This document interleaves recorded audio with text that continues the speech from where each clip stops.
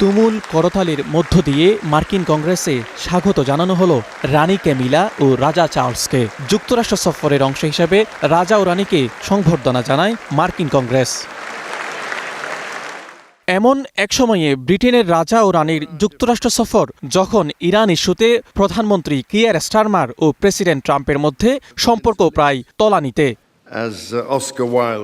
সম্পর্কের এমন অনিশ্চয়তার মধ্যেই রাজা চার্লস বললেন, দুই দেশ বিশ্বস্ত মিত্র ছিল এবং আগামীতেও তাই থাকবে। আমাদের মধ্যে মতপার্থক্য যাই থাকুক না কেন, আমরা একতাবদ্ধ। 9/11 হামলার পর যখন প্রথমবারের মতো ন্যাটোর আর্টিকেল 5 কার্যকর করা হয়, আমরা সন্ত্রাসবাদের বিরুদ্ধে একসাথে সাড়া দিয়েছিলাম। আমাদের জনগণ এক শতাব্দীরও বেশি সময় ধরে দুটি বিশ্বযুদ্ধ, শীতল যুদ্ধ, আফগান এবং আরও অনেক গুরুত্বপূর্ণ সময় একসাথে কাজ করেছে। শতাব্দী ধরে গড়ে ওঠা এই সম্পর্ক সত্যিই অনন্য।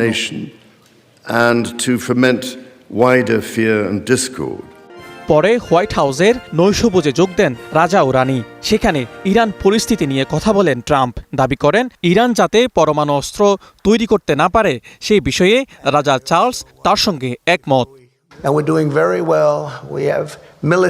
আমরা প্রতিপক্ষকে পরাজিত করেছি এবং আমরা কখনো তাদের পারমাণবিক অস্ত্র অর্জন করতে দেব না। এ নিয়ে চার্লস আমার সঙ্গে একমত যে আমরা কখনোই তাদেরকে পারমাণবিক অস্ত্র পেতে দেব না। প্রতিপক্ষ এটা জানে এবং খুব শক্তভাবেই তা বুঝতে পারছে।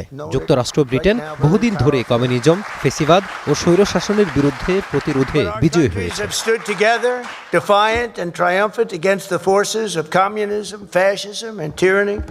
এদিকে চার্লসের সঙ্গে প্রকাশিত এক ছবিতে ট্রাম্পকেও রাজা হিসেবে উপস্থাপন করেছে হোয়াইট হাউস, যা নিয়ে শুরু হয়েছে তীব্র রাজনৈতিক বিতর্ক। ক্যালিফোর্নিয়ার গভর্নরের কার্যালয় এই পোস্টের তীব্র প্রতিক্রিয়া জানিয়ে ট্রাম্পকে মিথ্যার রাজা বলে ব্যঙ্গ করেছে। মাজিদ শাহরিয়ার, স্টার নিউজ।